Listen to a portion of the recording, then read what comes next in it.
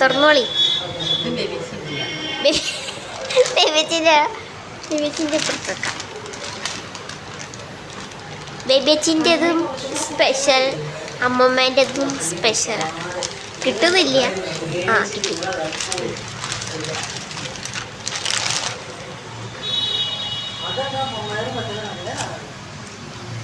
വാവ്, പൊതിച്ചോറാണ്.